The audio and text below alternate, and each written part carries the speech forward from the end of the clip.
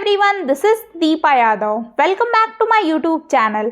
तो आज मैं सीडीपी का एक ऐसा टॉपिक आपको बताने वाली हूँ जो सीटेट के एग्जाम में हमेशा क्वेश्चंस पूछे जाते हैं। तो आज है सीडीपी की 4th क्लास, जिसमें मैं आज आपको बताने वाली हूँ पियाजे 4 स्टेजेस ऑफ कॉग्निटिव डेवलपमेंट। मतलब कि पियाजे के संज्ञानात्मक विकास की 4 अवस्थाओं को आज हम पढ़ने वाले हैं और अच्छे से समझने वाले हैं आज के इस वीडियो लेक्चर में। तो वीडियो शुरू करने से पहले अगर आप मेरे चैनल पर नए हैं तो सब्सक्राइब कर लें और बेल आइकन को प्रेस कर दें, जिससे नोटिफिकेशन आप तक पहुंच जाए और आप डेली वीडियोस को देख पाएँ। तो चलिए फिर बिना टाइम वेस्ट किए हुए हम अपने टॉपिक पे आते हैं। तो हमारा टॉपिक क्या है आज का? जीन पियाजे स्टेजेस ऑफ कॉग्निटिव डेवलपमेंट। पियाजे ने संज्ञानात्मक विकास की 4 अवस्थाएं बताई हैं। कितनी अवस्थाएं बताई हैं? 4। तो इसको हम लोग बारी बारी से पढ़ेंगे। तो फर्स्ट स्टेज है, मतलब कि प्रथम जो अवस्था है, संवेदी पेशी अवस्था। इसकी हिंदी में 2-4 और नाम है, तो बहुत डिफ़िकल्ट होता है थोड़ा हिंदी में याद करना, तो इसलिए आप कोशिश कीजिएगा इंग्लिश में याद करने की। सेंसरी मोटर स्टेज, इसको इंग्लिश में कहते हैं 0 से 2 वर्ष।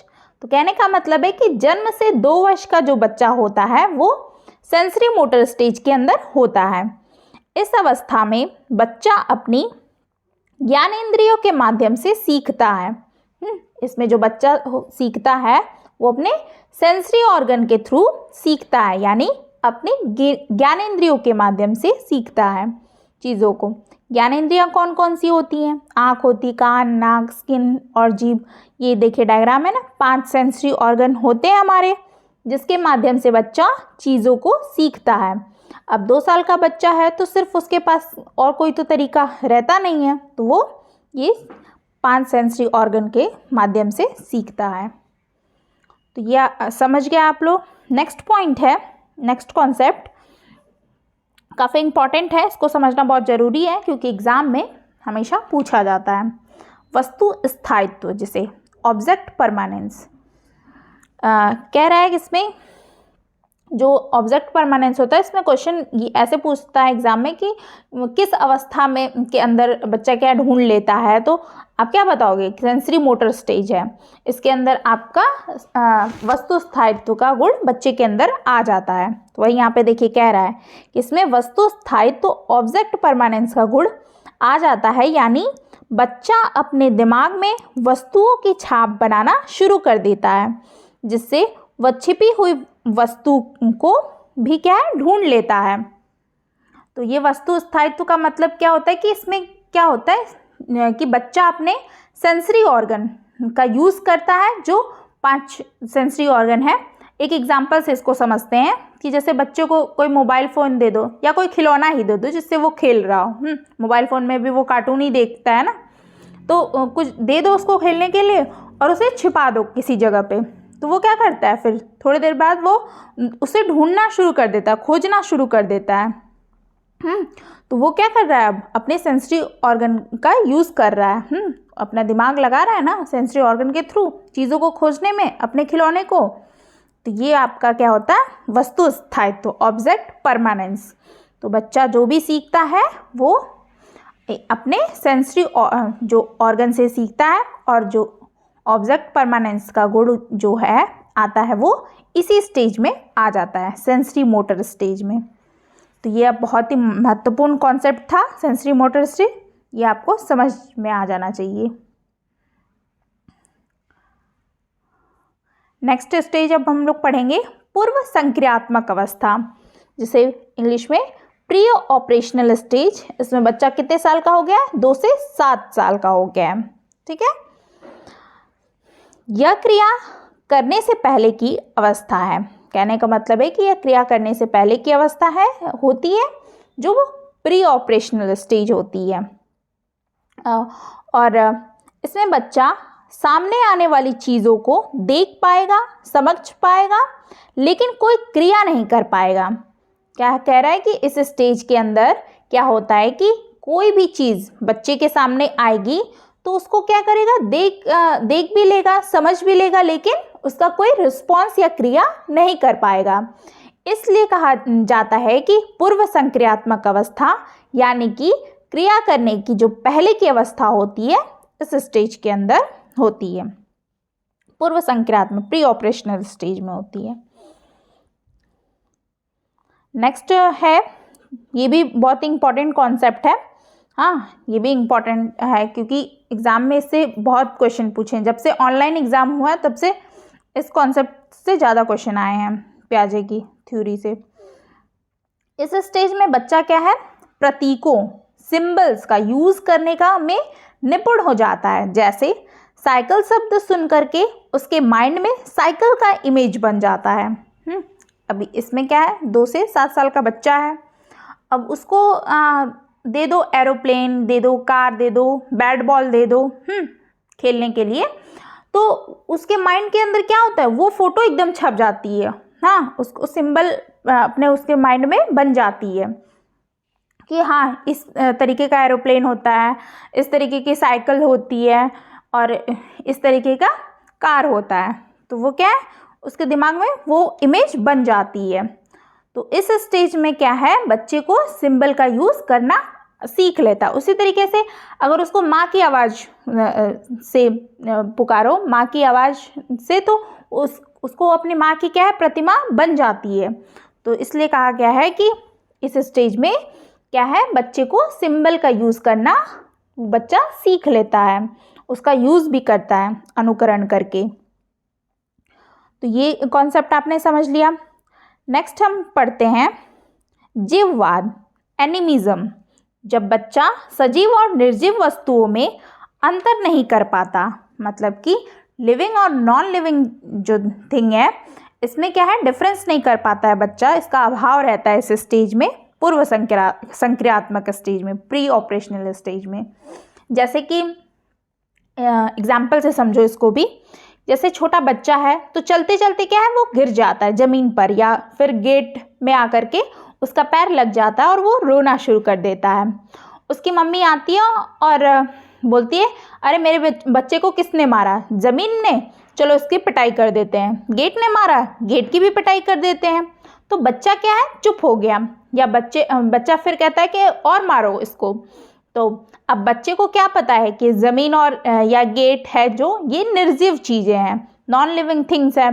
तो यहाँ पर बच्चा क्या है, डिफरेंस पैदा नहीं कर पाता है सजीव और निर्जीव चीज़ों में, बच्चा अंतर नहीं कर पा रहा है। तो वही यहाँ पे कह रहा है कि जब बच्चा सजीव और निर्जीव वस्तुओं में अंतर नहीं कर पाता है, इसका क्या है, अभाव रहता है इसका प्री ऑपरेशनल स्टेज में।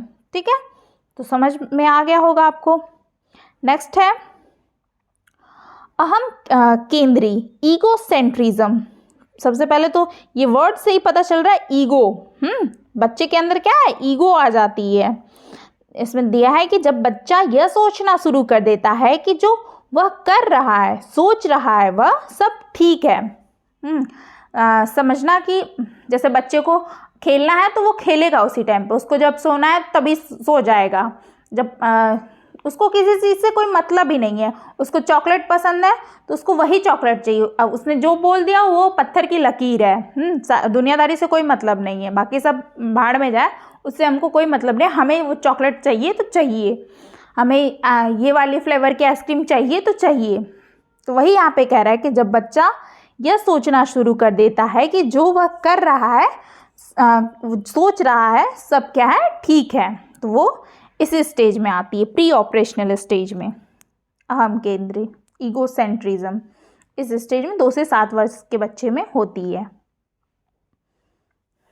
नेक्स्ट है अपलटावी, इरिवर्सिबिलिटी। इसमें बच्चा वस्तुओं, संख्याओं, समस्या आदि को उलटना पलटना नहीं सीखता है। कहने का मतलब है, एग्जाम्पल से समझो कि 4 + 6 कितना होता है, 10। उसको पूछोगे कि 4 + 6 कितना होता है, तो वो 10 बता देगा। लेकिन उसको ही आप दूसरे तरीके से जब पूछोगे ना कि 6 + 2 + 2 कितना होता है, तो वो नहीं बता पाएगा। इसीलिए नहीं यहाँ पे कह रहा है कि वो वस्तुओं, संख्याओं, समस्या आदि को उलटना पलटना नहीं सीख पाता। जैसे 2 × 5, 2 × 5 = 10, ये भी होता है ना, ये उसको नहीं पता होता है। 6 प्लस, पहला वाला कॉन्सेप्ट उसको पता होगा कि 6 + 4 10 होता है, लेकिन उसको जब तोड़ के पूछा गया कि 6 + 2 + 2 कितना होता है, तो वो नहीं बता पाएगा। 2 × 5, 2 × 5 = 10, ये भी नहीं बता पाएगा। तो उलटना पलटना उसको इरिवर्सिबिलिटी का इस स्टेज में अभाव होता है, उन चीज़ों का नहीं कर पाता है, ये कॉन्सेप्ट का अभाव होता है। ठीक है, नेक्स्ट है मुद्रा संप्रत्यय, दूरी, भार, ऊंचाई की योग्यता आदि के कॉन्सेप्ट की क्या है, कमी इस अवस्था में होती है। मतलब समझना कि ये जो मुद्रा होता है ना, मनी, बच्चे को क्या है कि चीज़ों जो बच्चे रहते हैं ना, उनको क्या है कि वैल्यू नहीं पता होती है। हाँ, बच्चे को अगर 500 का नोट दे दो, हाँ कई सारे भी नोट दे दो, तो उसको उसकी वैल्यू नहीं पता है, वो उसको नहीं पकड़ेगा। अगर वहीं पे उसको क्या है कॉइन दे दो, कई सारे, 1-2 के भी कॉइन दे दो और कई सारे दे दो, तो उसको ज़्यादा लगेगा वो चीज़। तो ये इस चीज़ का क्या है, उसको अभाव रहता है कि उसको अरे मतलब कि मनी का पता नहीं रहता, पैसे का वैल्यू नहीं पता होता है। 500 के नोट को बच्चा तो फाड़ भी देगा क्योंकि उसको उसकी वैल्यू नहीं पता है। वैल्यू तो हमें पता है ना 500 के नोट की क्या वैल्यू होती है, और उसको कॉइन्स क्या लगेगा, ज़्यादा लगेगा, तो इसलिए वो सबसे पहले वो कॉइन्स को ही उठाएगा। बच्चे को ये कॉन्सेप्ट नहीं पता होता है इस स्टेज में, प्री ऑपरेशनल स्टेज में। वैसे ही दूरी का भी रहता है, भार में भी उसको 2 केजी आम अगर एक ही रहेगा ना, तो और 1 + 1 केजी 2 ठो रहेगा, तो उसको क्या लगेगा कि ये वाला ज़्यादा है क्योंकि ये 2 ठो है, और ये 2 केजी आम है जो एक ही है, तो वो उसको कम लगेगा। ये 2 है तो उसको वो ज़्यादा लगेगा। तो ये भार का भी उसको ज्ञान नहीं है, तो ऊंचाई को भी नहीं, हाइट के अकॉर्डिंग भी वो चीज़ों को क्या है नहीं लगा पाता है। तो ये सारी चीज़ें क्या है, मुद्रा संप्रत्यय, दूरी, भार, ऊंचाई की योग्यता, इस आदि की कॉन्सेप्ट की कमी होती है इस अवस्था में, प्री ऑपरेशनल स्टेज में, 2 से 7 वर्ष में। ठीक है, नेक्स्ट है केंद्रीकरण, सेंट्रेशन। एक समय में किसी वस्तु की केवल एक विशेषता पर ध्यान दे पाने की प्रवृत्ति को सेंट्रेशन कहते हैं। मतलब जैसे बच्चे को मोबाइल दे दिया जाए, तो बच्चा सिर्फ क्या है उसमें कार्टून देखता है मोबाइल में, उसको और किसी से मतलब नहीं है कि मैसेज कर सकते, उससे कॉल कर सकते, ईमेल कर सकते, उसको और किसी चीज़ से मतलब नहीं है। जो वो कर रहा है उसको उसमें ही मज़ा आ रहा है, कार्टून देखने में अपना बस मनोरंजन किए जा रहा है। हाँ, तो ये था आपका केंद्रीकरण। तो इसमें भी क्या है उसका, ये समझ में आ गया ना कि एक समय में किसी वस्तु की केवल एक विशेषता पर ध्यान देने पाने की प्रवृत्ति को ही सेंट्रेशन कहते हैं। वो एक ही चीज़ पे ध्यान देता है, बाकी और किसी चीज़ से कोई मतलब नहीं है। नेक्स्ट है संरक्षण, कंजर्वेशन। इसमें है कि अगर किसी वस्तु के साइज या शेप के में चेंज कर दें तो उसकी क्वांटिटी पर क्या है कोई प्रभाव नहीं पड़ता, लेकिन बच्चा क्या है इसको समझ नहीं पाता है। बच्चा क्या है इसका अभाव होता है इस स्टेज में, उसको समझ नहीं पाएगा। जैसे एक फॉर एग्जांपल से आप समझना, उदाहरण से कि एक ग्लास ले लो, एक ग्लास बड़ी सी ले लो, एक थोड़ी छोटी और चौड़ी ले लो, और सेम पानी मतलब बराबर बराबर पानी भर दो इसमें। पानी भरने के बाद आप बच्चे को दे दो। बच्चे को दोनों ग्लास जब दोगे, आप उसको पकड़ाओगे, तो वो सबसे पहले बड़ी वाली ग्लास पकड़ेगा। हाँ, पकड़ेगा, बराबर दोनों में पानी बराबर है, फिर भी वो बड़ा ही ग्लास पकड़ेगा। क्यों? क्योंकि यहाँ पर क्या है साइज और शेप में क्या है बच्चा अंतर नहीं कर पा रहा है। उसको क्वांटिटी का पता ही नहीं है, उसका प्रभाव क्या पड़ रहा है। क्वांटिटी सेम है लेकिन उसको कुछ पता नहीं, इसकी समझ उसको नहीं है इस स्टेज में। वही यहाँ पे कह रहा है कि अगर किसी वस्तु के साइज या शेप में चेंज कर दें तो उसको क्वांटिटी पर कोई प्रभाव नहीं पड़ता, लेकिन बच्चा क्या है इसको समझ नहीं पाता है। ये बड़ी ग्लास है, ये छोटी ग्लास है, तो उसको लगेगा कि बड़ी ग्लास में ज़्यादा पानी है, छोटी ग्लास में कम है, तो इसलिए वो बड़ी वाली ही ग्लास उठाएगा। तो इस क्वांटिटी सेम है, बराबर पानी है, लेकिन इसका क्या है इस स्टेज में इसका अभाव होता है, इस कॉन्सेप्ट को समझ नहीं पाता है। ये समझ गए। नेक्स्ट है क्रमबद्धता, सीरिएशन। इसमें बच्चा वस्तुओं तथ्यों को उनके आकार में रखना नहीं सीख पाता। ये डायग्राम में आप देखेंगे, ये बच्चा देखिए कुछ खिलौनों को लिया है, उसको क्रमबद्ध तरीके से लगाना है। मतलब कि एक के बाद एक जो लगाते हैं ना क्रम से, जैसे पजल वजल बनाते हैं, हाँ, तो इस तरीके से लगाते हैं। तो उसके पापा देखो उसको बता रहे हैं, उसको लगाने नहीं आ रहा, वो इधर उधर कर दे रहा है। तो इसीलिए कहा है कि इस स्टेज में इसमें बच्चा वस्तुओं तथ्यों को उनके आकार में रखना को नहीं सीख पाता, उसको नहीं पता होता। क्रम से बच्चा किसी चीज़ को रखना नहीं सीख पाता। तो ये था आपका सेकेंड स्टेज। इसमें ये इसकी क्या होती है, कमी होती है।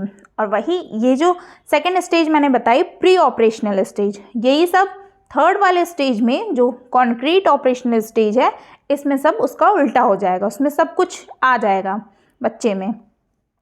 तो ये जो फर्स्ट स्टेज अभी मैंने पढ़ाया क्या था, first stage sensory motor stage जो कि 0 से 2 वर्ष, मतलब कि जन्म से 2 वर्ष। और सेकंड था पूर्व संक्रियात्मक अवस्था प्री ऑपरेशनल स्टेज जो कि 2 से 7 वर्ष था। तो ये आज हम लोगों ने 2 स्टेजेस पढ़ ली।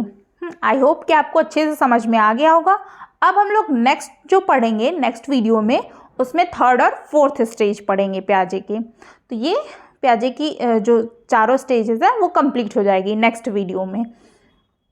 आई होप आपको सब समझ में आया होगा। किसी भी प्रकार का आपका डाउट है आज के सेशन से रिलेटेड तो आप कमेंट बॉक्स में ज़रूर बताइएगा। और वीडियो अच्छी लगी हो तो लाइक शेयर सब्सक्राइब करना ना भूलें। मिलते हैं फिर नेक्स्ट वीडियो में नेक्स्ट टॉपिक के साथ। Thank you.